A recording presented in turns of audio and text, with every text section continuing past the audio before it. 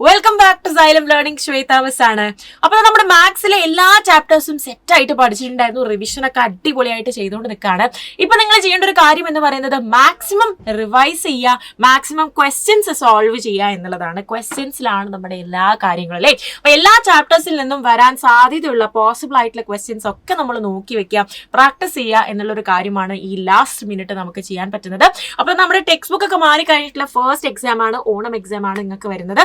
ഒരു ടെൻഷനും വേണ്ട, അടിപൊളിയായിട്ട് എന്ത് ചെയ്യുക, ഓരോ ചാപ്റ്റേഴ്സിലും ഇമ്പോർട്ടൻറ്റ് ക്വസ്റ്റ്യൻസ് പ്രിപ്പയർ ചെയ്യുക. നിങ്ങൾ പറ്റുന്ന അത്രയും നല്ല പോലെ പ്രിപ്പയർ ചെയ്യുക, അടിപൊളിയായിട്ട് എക്സാം കൊടുക്കുക. ബാക്കിയെല്ലാം അതിന്റെ ഒരു ഫ്ലോയിൽ അങ്ങ് പോയിക്കോളൂ അല്ലേ. അപ്പൊ ഒരു ടെൻഷനും വേണ്ട, അടിപൊളിയായിട്ട് എക്സാം ഒക്കെ എഴുതാം. അപ്പോൾ എന്താണ് മിസ് പഠിച്ചിരിക്കേണ്ട കുറച്ച് ചോദ്യങ്ങൾ എന്ന് ചോദിച്ചു കഴിഞ്ഞാൽ മിസ് പറയുന്ന കുറച്ച് ചോദ്യങ്ങൾ നിങ്ങൾ എന്തായാലും പഠിച്ചിരിക്കണം. യെസ്, അപ്പോൾ എന്താണ് ആ ഒരു ക്വസ്റ്റ്യൻസ് എന്ന് നമുക്ക് നോക്കിയാലോ. നമുക്ക് നേരെ നമ്മുടെ ക്വസ്റ്റ്യൻസിലേക്ക് പോകാം അല്ലെ. നമ്മുടെ first question, write different form of 3/5 3/5 പല രൂപങ്ങൾ കണക്കാക്കുക. മകളെ, ഇമ്പോർട്ടന്റ് ക്വസ്റ്റ്യൻ ആണ്. ഇതറിയാതെ ആരും നാളെ എക്സാമിന് പോകരുത്. ഓക്കെ, സോ നമ്മൾ എല്ലാവരും പഠിച്ചിട്ടുണ്ട് എങ്ങനെയാണ് ഡിഫറെന്റ് ഫോംസ് കാണാന്നുള്ളത്. ഏതൊരു ഫ്രാക്ഷൻ തന്നു കഴിഞ്ഞാലും അല്ലെ, ഏതൊരു ഫോം തന്നു കഴിഞ്ഞാലും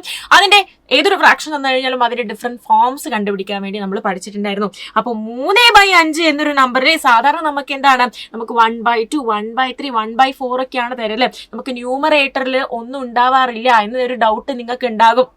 പക്ഷെ ഒരു ടെൻഷനും വേണ്ട, നമ്മൾ മുന്നേ ഉള്ള 1/2 1/3 1/4 ഒക്കെ നമ്മൾ എങ്ങനെയായിരുന്നു ചെയ്യാറ്, അതേ രീതിയിൽ തന്നെയാണ് നമുക്ക് ഇതും ചെയ്യേണ്ടത്. വേറെ ഒരു വ്യത്യാസങ്ങളും ഇല്ല. അപ്പൊ സൂപ്പർ ആയിട്ട് നമുക്ക് എന്ത് ചെയ്യാം, നമുക്കിത് ചെയ്ത് നോക്കാം അല്ലെ.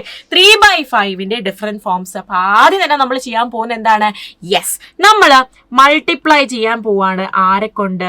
2 കൊണ്ട്.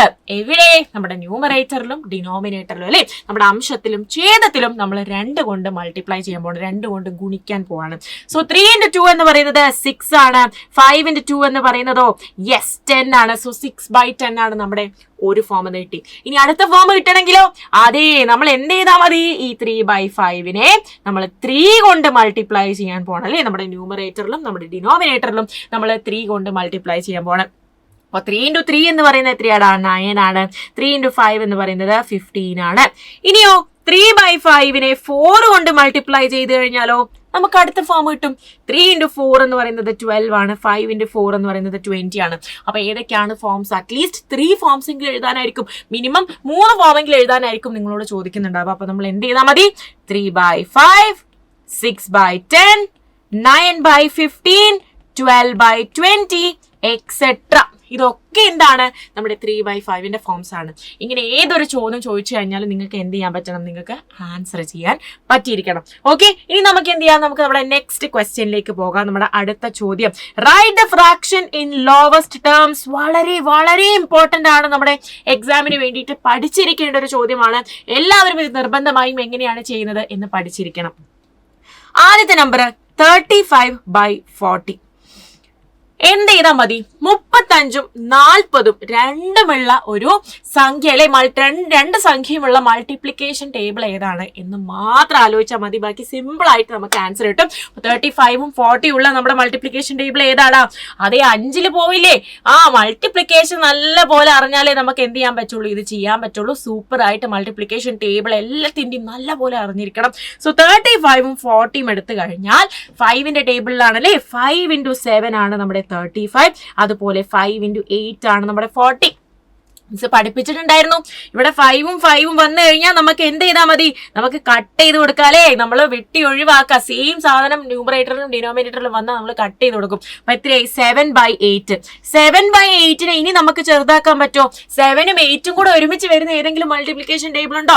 നിങ്ങൾ പറയും ഇപ്പൊ 1 ഉണ്ട്, പക്ഷെ 1നെ വെട്ടിക്കളഞ്ഞാലും വലിയ മാറ്റമൊന്നുമില്ല. അപ്പൊ 7/8 ആണ് നമ്മുടെ ലോവസ്റ്റ് ഫോം അല്ലെ. ഈ നെക്സ്റ്റ് നമുക്ക് നോക്കാനുള്ള നമ്പർ എന്ന് പറയുന്നത് 16ഉം 64ഉമാണ്. 16ഉം 64ഉം രണ്ടും പോകുന്ന ടേബിൾ ഉണ്ട്. അതാണ് ടേബിളാണ്, മൾട്ടിപ്ലിക്കേഷൻ ടേബിളിലാണ് നമ്മുടെ ഈ ഒരു ആക്ടിവിറ്റി മൊത്തം ഡിപ്പെൻഡ് ചെയ്തിരിക്കുന്നത്. നിങ്ങളുടെ മൾട്ടിപ്ലിക്കേഷൻ സ്കിൽസ് എത്രയാണ് എന്ന് നിങ്ങൾക്ക് തെളിയിക്കാൻ പറ്റിയൊരു ആക്ടിവിറ്റിയാണ് കേട്ടോ. ടേബിൾ എത്രത്തോളം പഠിച്ചിട്ടുണ്ടെന്ന് എല്ലാ കാര്യവും നമുക്ക് മനസ്സിലാക്കാൻ പറ്റിയൊരു ആക്ടിവിറ്റിയാണ്. സോ 16ഉം 64ഉം മക്കളെ ഒന്ന് ആലോചിച്ച് നോക്കിക്കേടാ. 16ഉം 64 അല്ലേ, ഏത് ടേബിളിൽ പോകും? 8ന്റെ ടേബിളിൽ പോകില്ലേ? നിങ്ങളൊന്ന് ആലോചിച്ച് നോക്കിക്കേ. 8 × 2 എന്ന് പറയുന്നത് 16 ആണ്. അതുപോലെ 8 × 8 എന്ന് പറയുന്നത് എന്താണ്? 64 ആണ്. 8 8 സെയിം നമ്പർ വന്നു കഴിഞ്ഞാൽ നമ്മൾ എന്ത് ചെയ്യും? നമ്മൾ വെട്ടിക്കളയും അല്ലേ, നമ്മൾ ക്യാൻസൽ ചെയ്ത് കളയും. ഇനി 2/8 ആണ് വന്നിട്ടുള്ളത്. അതിനെ ഇനിയും ചെറുതാക്കാൻ പറ്റില്ലേ? 2ഉം 8ഉം ഒരേ ടേബിളിൽ വരുന്ന ഒരു സ്ഥലത്തില്ലേ? എവിടെയാണ് വരുന്നത്?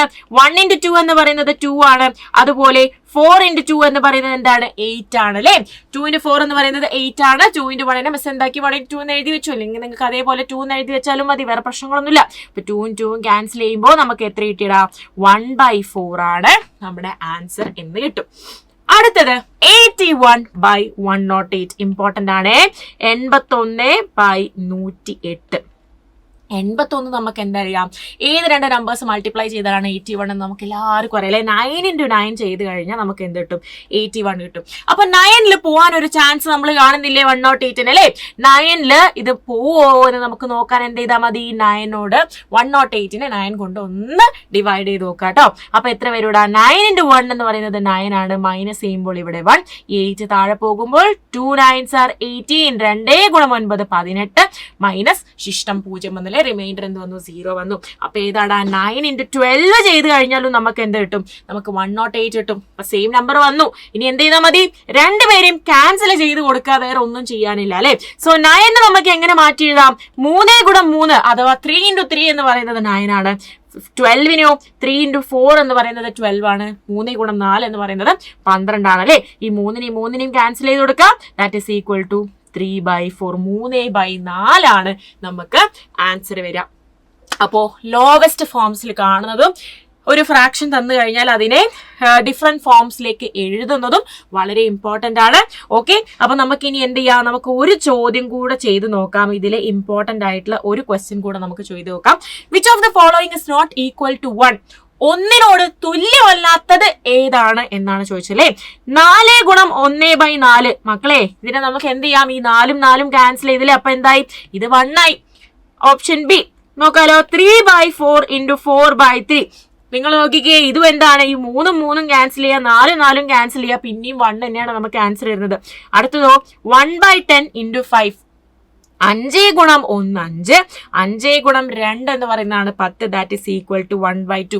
അപ്പൊ ഒന്നിനോട് തുല്യമല്ലാത്തത് ഏതാടാ? നമ്മുടെ ഓപ്ഷൻ സി ആണ്. അപ്പൊ നിങ്ങൾക്ക് ഓപ്ഷൻ ഡി കണ്ടിട്ട് നിങ്ങൾക്ക് എങ്ങനെയാണ് ചെയ്യുക എന്നുള്ളൊരു ഡൗട്ടും കൂടെ ഉണ്ടാകും. അത് മിസ് പറഞ്ഞുതരാം. ഓക്കെ, 2 into 1/2നെ നമ്മൾ എന്താക്കി എഴുതും? 2 into 1/2 into 2/5 ആണ് നമ്മുടെ ക്വസ്റ്റ്യൻ.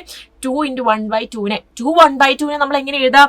2 × 2 4, 4 + 1 5, 5/2 into 2/5 എന്ന് എഴുതും. ഇതൊക്കെ നമ്മൾ ചെറിയ ക്ലാസ്സിൽ പഠിക്കുന്ന കാര്യങ്ങളാണ്. 2 into 2 + 1 ചെയ്ത് കഴിഞ്ഞാൽ നമുക്ക് എന്ത് കിട്ടും? നമുക്ക് 5 കിട്ടും. ഡിനോമിനേറ്റർ അഥവാ ഛേദം അതേപോലെ എഴുതാം. So 5/2 into 2/5. ഈ രണ്ടും ക്യാൻസലായി, ഈ 5ഉം 5ഉം ക്യാൻസലായി. അപ്പോഴും നമുക്ക് എന്താ കിട്ടുക? നമുക്ക് 1 ആണ് കിട്ടുക. ഇങ്ങനെയാണ് നമുക്ക് നമ്മുടെ ആൻസർ കിട്ടുക. സോ യെസ്, എല്ലാവരും പരീക്ഷയ്ക്ക് അടിപൊളിയായിട്ട് ക്വസ്റ്റ്യൻസ് ഒക്കെ ചെയ്തു നോക്കുക. വീണ്ടും ഇതേപോലെ ക്വസ്റ്റ്യൻസ് ആയിട്ട് മിസ് വരുന്നതായിരിക്കും. അതുവരേക്കും എല്ലാവർക്കും thank you so much and by.